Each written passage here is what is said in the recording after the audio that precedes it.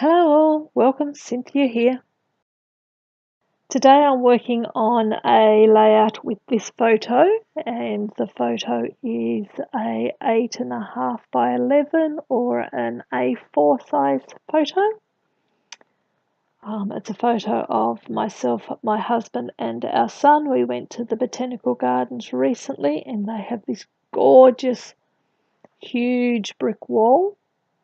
And we had some couple of other kids with us on the day, so they were the ones that took the photos for us. This is basically the best of the ones that they took that day. So I'm going through, I have this background paper here, the light coloured stripe paper, which came in the monthly Kitaholic kit, and I think it was the April kit that I got that in. And now I'm going through my scraps, and this is how I store my scraps in a thickers album. Separate it by colour. Anything that's less than 6 by 6 in size goes in here. So I'm going through, having a look at the papers and pulling out things that I think might go, the colours that might go with this layout. So I pull out some browns. Now I'll go through and pull out a couple of different pinks, and that's it. By the looks of it, I'll pack it all away. So now I'll go through what I pulled out to see what of the papers I think work with this layout. And I really like that dark wood grain. First off, I'm just going to mount my photo on some white cardstock, and I end up mounting each layer of paper on white as well. So I'm not too sure whether you see that process as I go, or I know I cut away here in a moment and I mount the papers once I get them in where I like them. So seeing which of the two browns here that I like, and it's this dark brown wood grain that I really like, so I trimmed that in half and put a piece up the top and a piece down the bottom. And then I go through the pinks to see which of the pinks I like, and I really like this pink here, so I do the same with that. I cut it in half and then mount it to the wood grain. And that's, I put a strip of white cardstock between the brown wood grain and the pink, and that's the bit I think I might have trimmed, cut away, and you don't actually see me do that, but you should be able to see that in the close-up photos. I get the words out. Can't remember whether I mentioned at the beginning of the video that I'm using a inspiration piece from Pinterest. So I just jumped onto Pinterest and put in a search about large photos and found one that I like, and this one is from Kimberly at Daily Digi, I think was the name. That was it. I couldn't quite find Kimberly's last name, but I have a photo up the top of at the beginning of the video of the one that I'm using as inspiration. So I have my papers matted, and now I'm kind of struggle a little bit on how else I'm going to embellish this layout. And as you can see, I'm obviously contemplating putting something down the side, and I end up putting a strip down the right hand side, not so close to us. I thought on the left hand side where we were, it was making a little bit crowded. So here I'm practicing. I decided that I'm going to cut out a freehand scallop shape. So I'm just doing a bit of a practice to see what I think that will come out like. And I decided, yeah, that's pretty good. Yep, I can do that. So I think, yeah, I think I throw that one away, yes. And this is it. This is where I come in with the paper that I'm actually going to use. And cut that out. Then I mount that on a piece of white cardstock, and then I hand trim around that as well to give that a white border. Looks like I'm off screen there. So there you go. So I've just hand trimmed around that, and I lay that down that side of the page, and I'll use that edge or border to anchor my cluster that I'll put on that side.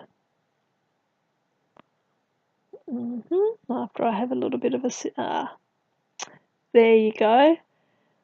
Probably should have watched what I had done. This is where I go in and decide that I'm going to mount white cardstock between the two layers and on the bottom of the pink as well. So you have the photo mounted on white, the dark wood grain mounted on white, and then the pink mounted on white.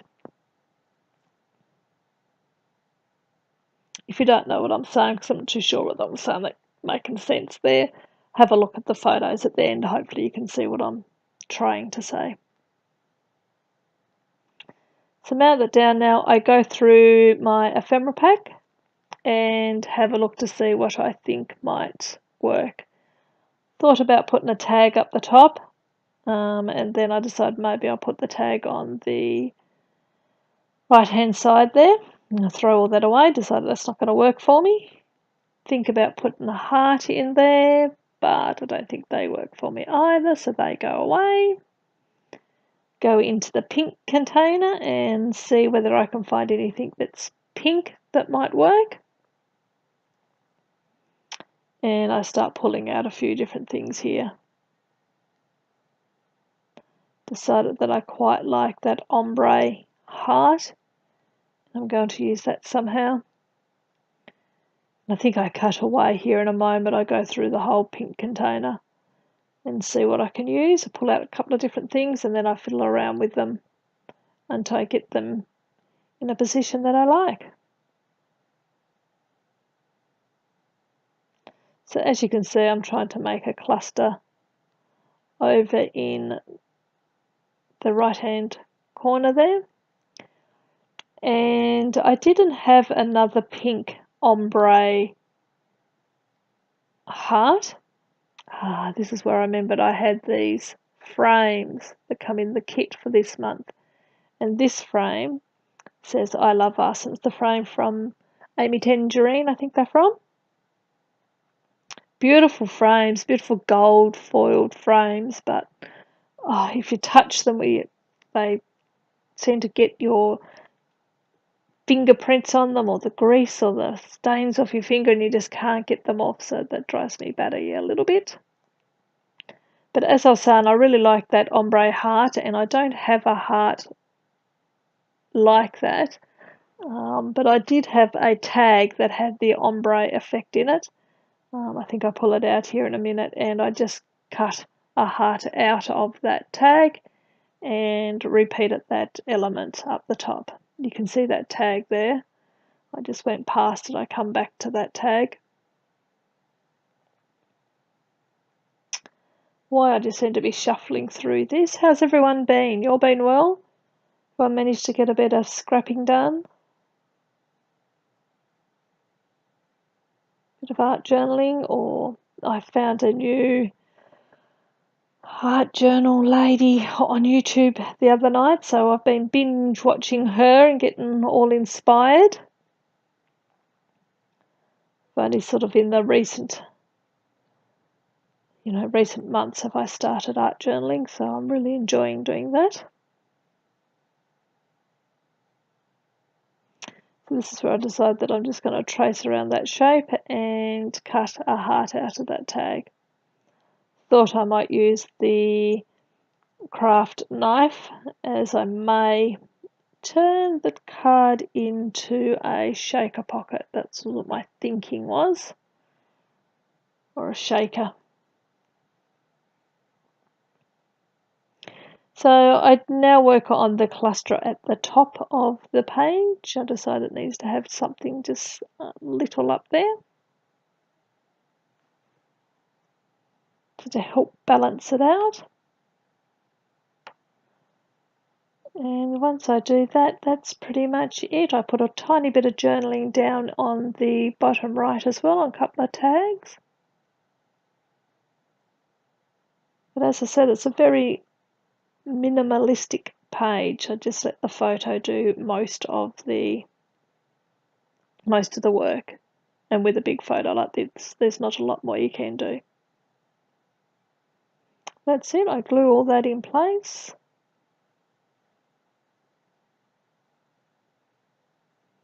I hope you enjoyed the process. There wasn't, as I said, there's not a lot happening, but I think I really like the page. It's turned out very pretty, very plain, but very nice.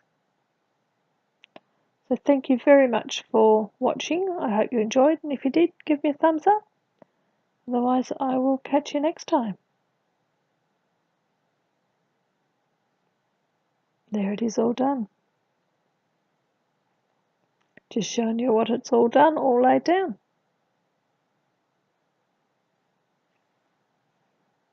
Catch you next time. Bye.